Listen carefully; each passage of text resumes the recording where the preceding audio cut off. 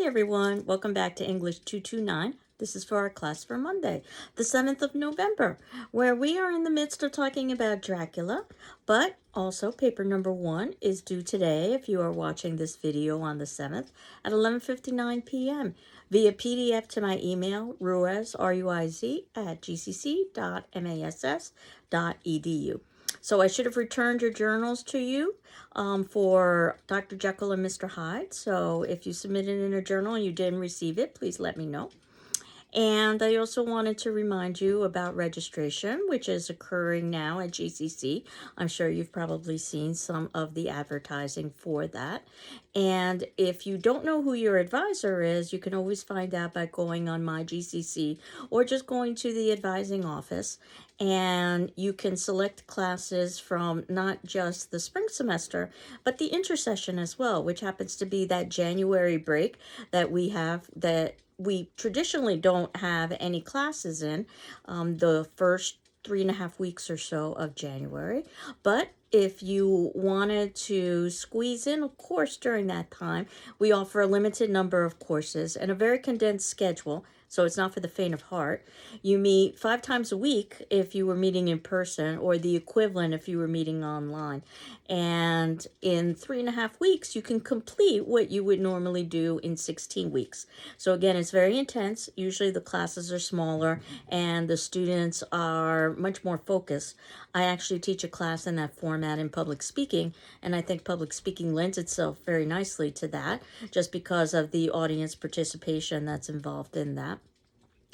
And of course, as you're going through classes for the spring semester, my suspicion is that this course has satisfied your requirement for a 200 level English class, assuming that you are getting a liberal arts general degree and you needed to satisfy a requirement for a 200 level English class. But do note that if you are interested in English classes, you can actually graduate with a concentration in English. You would take 6 200 level English classes. Basically, it's the same as the liberal arts general, but most of the electives would be devoted to English classes. I happen to be the advisor for that, but you can basically talk to anybody in the English department if you wanted to know more about that. And we will be offering a selection of courses in the spring that are 200 level English, including an online Shakespeare class that I happen to be teaching. So if you have any questions about that, please let me know. I'll be running it very similar to the way that this online class is structured. You'll also note in the notes below, I've included a link to a course trailer for the horror film class that I teach. So if you are interested in continuing your examination of fear, you might be interested in taking CMN 201, horror film and media and popular culture. And if you wanted to learn more about it, certainly you can ask me, but you can also watch the 3-minute trailer that I have posted below. So, we've been talking about Dracula, one of the most iconic Gothic texts, and probably the hardest part of the semester for us, just because of the sheer length of Dracula. So I've oftentimes thought of Dracula as separate text. We began by talking about the 1931 Universal Studios film with Bela Lugosi, who basically made that role his. And we talked a little bit about how he learned that role phonetically, which is one of the reasons why he has that stilted language that we usually think of when we think of Dracula. The first screen adaptation of Dracula, however, was not that 1931 film. It was the German expressionistic Nosferatu, which you might have seen, and it was not an approved version, so Stoker's widow tried her best to have all of the copies destroyed, but fortunately for us, one copy survives, which is why we have Nosferatu, which is a great example in German expressionism. And I believe I'd also talked a little bit about how Dracula started as a stage play. Many of the conventions associated with the stage play transferred over into the film. For instance, that iconic cape and collar, which were used as a way to disguise the stage actor going down a trap door, actually, and the episodes in which he was supposed to disappear as a vampire. And the film, as is typical with Hollywood, collapses the text, certainly because of time, but it also makes some name changes and condensations and storyline differences. So, as always, watching the film is never a substitute for reading the text, though this film is considered to be the first American horror film, and that's something that I do talk about in my horror film class. Originally had no musical score, so there's this kind of eerie silence to it, and it's got these majestic Gothic sets. We talked about how the Gothic has its origins in part through architecture when you think about these great Gothic cathedrals. Of course, Christianity is presented as savior, and lots of Christian imagery in this particular film. You might have noticed, for instance, Bela Lugosi wearing a pendant, and during some of the scenes in Dracula, where some have argued that it looks a little bit like the Star of David. And could there be some sort of anti-Semitic message embedded within that film? There definitely is this idea of the other that's embedded within both the film and the text, and the other as alien and as threat, something that we've seen over the course of other Gothic texts. The film code meant that the monster had to be destroyed at the end. And then one of the things I've always thought about the film Dracula is that it seems to end so abruptly. And you've got the two characters who are rising up the stairwell almost in like a wedding scene. Which would establish this idea of normalcy. Of course, the book is going to be very different, and it's going to be told in the epistolary novel format, something that we've seen with other texts, such as Frankenstein and Dr. Jekyll and Mr. Hyde. Though with Frankenstein, we saw it purely through letters, through Dr. Jekyll and Mr. Hyde, partially through letters, and with Dracula, you'll see it through letters, but also journal entries, newspaper clippings, lots of different ways to go about giving us this story. And Dracul, meaning son of the devil, was that cruel Romanian medieval conqueror who used to impale his victims. Obviously, impaling and penetration is important in this particular film. Lots of sexual overtones, and one of the ways that it's been read is that bite, with its penetration of the skin, is very symbolic from a phallic perspective. And even the film itself, I think when you see Dracula, for instance, mostly pursuing female victims, and oftentimes in their bedrooms, the places that are supposed to be most sacred and most safe, there is this sense of Dracula being almost a kind of sexual predator, if you will. Now, this Christian sense that the blood is the life is also embedded within history. Countess Bathory, and I believe I had mentioned her earlier, perhaps one of the first serial killers in the 1500s, would kill her victims, young girls, and then bathe in their blood, hoping to be able to have their youth transferred over to her. And of course, part of the Dracula myth is the idea of everlasting life through the consumption of blood of others. And as we had talked about at the beginning of the semester, when Mary Shelley, in her ghost story competition, created Frankenstein through a nightmare that occurred, there was someone else who was involved in that ghost story competition, Dr. Polidori, who wrote a short story called The Vampire that we believed helped to inspire Bram Stoker. 1793 in Vermont is one of the earliest instances of vampirism, and one of the reasons why is because of the similarities with consumption, which would have ravaged the country at the time.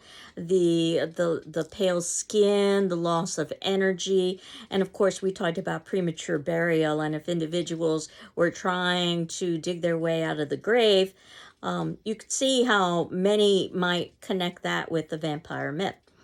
So, I suggested that you think about this text in 4 books. Book 1 being about the vampire himself, Dracula, book 1 through 4. We really don't get much about Dracula in this particular text as a whole. Book 2 would be a kind of romance novel, chapters 5 through 16. Book 3 would be a kind of mystery novel, and that would be chapters 17 through 23. And then lastly, book 4 would be an adventure story, and that would be chapters 22 through 25. Do note that this upcoming Wednesday, we are not having class, by the way, because we're supposed to be pretending that it's a Friday in the academic schedule. It's because of the holiday, to make sure that all of the classes have an equal number of minutes of meeting time. But in some ways, this is quite handy because, as I said, Dracula is the longest text of the semester. So the fact that we had Halloween and the fact that we also have this upcoming Wednesday as a holiday, if you will, and that we won't be meeting, gives you a chance to catch up with the text. So I'm well aware that you've probably been working on your papers, as well you should have, but now is the time to focus your attention on Dracula. And the good news is, after you finish Dracula, since I had indicated that's probably the most challenging text of the semester because of its length, things get considerably easier. The text gets shorter, and they're also much more contemporary. So I think you'll find them to be much more accessible. Certainly that's what students have told me in the past. And as long as Dracula is, believe it or not, it was even longer. It had a introductory chapter called Dracula's Guest that was deleted because of length. But if you'll see in the notes below, in the 5th section under chapter 1, if you were interested, Dracula's Guest was printed as a short story, and I've included the link as to where you can find that if you wanted to pursue that. One of the things that we see in Dracula is the old world versus the new world. The new world represented by things like technology and certainly shorthand and the ability to use typewriters. All of those elements are supposed to represent the world of modernity that you would find in Europe, specifically Britain, as opposed to the world of superstition, which is, and of antiquated ways, which is Romania and the world of Dracula. So the West is civilized, rational, scientific, versus the East, which is uncivilized, irrational, and superstitious. And we can tell when we've moved into the East, when the trains begin not running on time, this idea that the East is a place of disorder and chaos. Of course, we're introduced to Jonathan Harker. Of course, to hark is to listen, and he doesn't listen to the warnings that he's given, but dismissing them as just superstitions about the possibility of vampiric activity. And that said, whether or not you want to believe in a literal vampire or the idea of a psychic vampire, somebody that sucks one's energy force, I think it's not difficult to see the vampire as something that is an alien, a foreigner, something that could be connected to xenophobia and the fear of foreign lands. There will be lots of references to eating and to appetite in this novel, and we see the first in chapter 1. This is a dinner reference that Jonathan is making in his journals, and it's also in reference to the idea of the appetite of the vampire, which is never satisfied. But we'll see lots of elements of appetite as the text progresses. The story is set in St. George's Day. Now that's May 4th, so that would put us in the spring. That's usually a time of hope and renewal and rebirth. But from a pagan perspective, St. George's Day, May 4th, is when evil holds sway over the world. So that makes a certain level of sense when we think about the context of what Dracula is going to be about. Of course, in chapter 2, we see all this great Gothic atmosphere, this huge castle that doesn't have a bell or a knocker. Again, the sense of isolation, and we know that isolation is always a bad thing in the world of the Gothic. And that is on the edge of a precipice, and Jonathan himself will be on the edge of a precipice, literally and figuratively. The setting in night, and of course Transylvania, and Dracula having this library of English books where basically he's trying to learn the customs of England so that he can assimilate. In fact, he's even interested in buying British real estate, which is why Jonathan is there. Think about how this can parallel the fear of immigration that the West might have had with foreigner taking land and then eventually taking woman. As I had mentioned earlier, Dracula's victims more often than not are female, in the sense that the female bloodlines could be polluted through the invasion, the penetrative invasion of foreigner from a sexual perspective. Chapter 3 is when we get Jonathan's imprisonment with references to female sexuality. This is where we get the 3 vampires. 3 is such an important number from Christian tradition, 3 being Trinity. You can call these vampires as kind of the unholy Trinity. And the passage reads almost like a soft porn passage of oral sex, which I will reference later on when we start talking about some of the quotation in the story. Note that these female vampires are chastised for taking action without getting Dracula's permission, which I think is an interesting commentary here on gender, about female trying to exert power but being repelled back by the powers that be. In this instance, that would be Dracula himself. In chapter 4, we see how Dracula is basically trying to take on Jonathan's persona, even going so far as wearing Jonathan's clothes, because of course Dracula is preparing himself so that he can enter into British society. And the ending, which is a kind of cliffhanger, literally and figuratively, I suppose, is, I think, quite clever, because it keeps you in suspense as we shift to the next, what I call, book. And since all of these sections can be viewed as different genres, I think it was very clever of Stoker so that he could appeal to a wider audience. So if you're interested in the supernatural, then definitely these first 4 chapters, or what I'm calling book 1, are probably going to be fascinating to you. And you'll have to wait through the cliffhanger to find out the resolution of that. But if you're not necessarily a big fan of the supernatural, perhaps you are more of a fan of the traditional love story. And I think that's where we get our, what I call, book 2. In chapter 5, we shift from journals to letters, and we shift from Jonathan to Mina and Lucy. Mina is supposed to represent, again, that woman of modernity. She is able to use the typewriter. She can write in shorthand. She knows stenography. And yes, she's involved in the business world, but her primary goal is to do so to be useful to her husband. So again, this idea of gender, that female is supposed to be secondary to male. Lucy also is a modern woman in the sense that she's contemplating 3 suitors at the same time, which would be considered rather risque. Again, there's that idea of 3, a trinity. I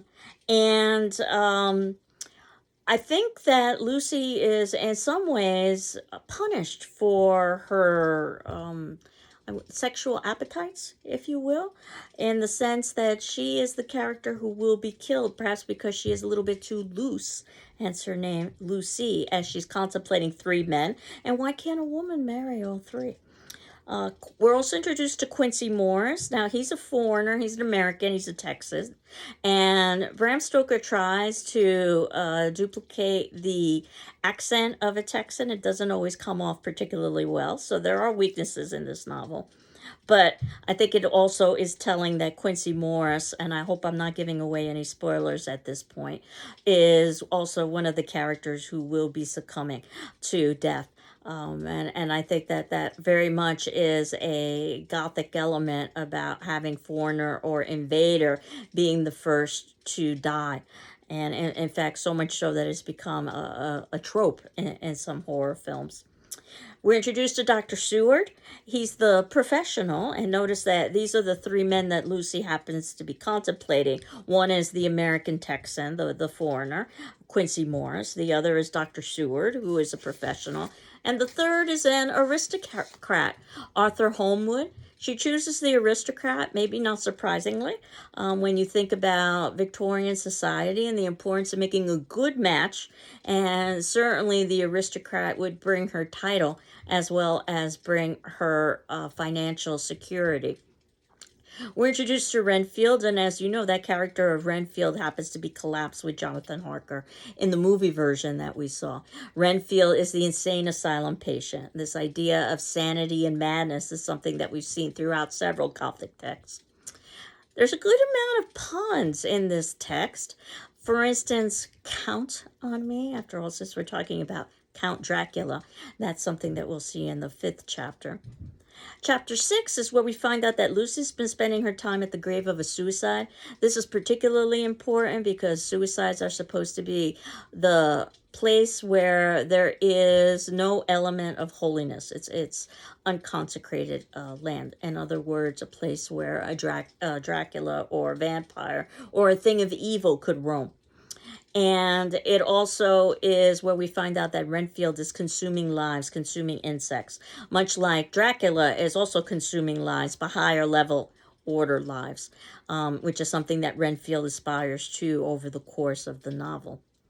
In chapter 7, we get introduced to the idea of keeping a scrapbook, which was a quite common Victorian hobby, especially amongst the wealthy, who had a good amount of leisure. And it always strikes me how much leisure these characters have, that they can just go wandering around searching for vampires, and they don't necessarily have to think about work commitments or family commitments or personal commitments. Again, this is very much a world of leisure and a world of privilege. This is where also we get the ship arrival of the Demeter. Perhaps one of my favorite images in the entire novel is the ship captain who has tied his hands with rosary beads onto the wheel. I've always found that to be particularly eerie as members of the crew disappear each evening. Of course, Dracula is being transported on that ship, or at least his coffin with his sleeping body is being transported on that ship. And that's the reason why crew members are disappearing, because Dracula is feeding in the evening. When we get to chapter 8, there's reference again to appetite. In this instance, about women's appetites. And this, I think, is in reference to the idea of the new woman, that a new woman can have appetite, but not too much appetite, because she will be punished for it, as we see with Lucy, who is contemplating the idea of multiple suitors at the same time. In fact, chapter 8 even goes so far as to suggest that individuals should see each other asleep before engagement, and that would be considered incredibly risque in the Victorian period. Just think about how repressive the Jekyll and Hyde Society was, and we're in pretty much the same time period. And another pun in chapter 8 when we hear, "You don't count now." Again, this idea of Count Dracula. Chapter 9, for one of the most famous characters in Dracula, is our introduction to Van Helsing, who is a man who's able to blend both science and religion, rationality and superstition. And that superstition isn't all just irrational, that sometimes there is factual basis within superstition. And there's this long convoluted story as to how Van Helsing is going to be introduced into the novel, and that he knows Dr. Seward, and Dr. Seward has reached out to Van Helsing. At one point, they were on a journey together, and Seward sucked out the poison from Van Helsing's wound after he had been bitten. And think about this idea of sucking and of transmission of blood, which is something that we see throughout the novel, especially in chapters 10 through 12, when the men are giving blood transfusions to Lucy. I know if you've got any kind of a medical background, you'll know that this flies in the eye of science, that all of these different blood types could be used at the same time.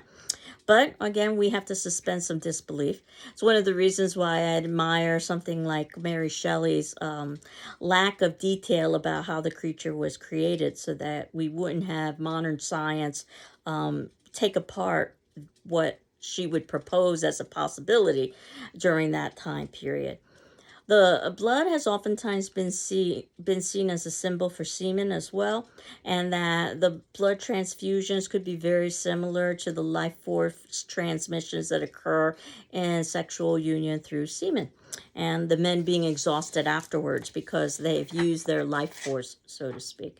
Again, another reason why perhaps Lucy is considered loose, because in that way she does have an exchange of bodily fluids with the three men, or at least the three men give her their bodily fluids. And again, as I had indicated, she is going to fall victim to Dracula.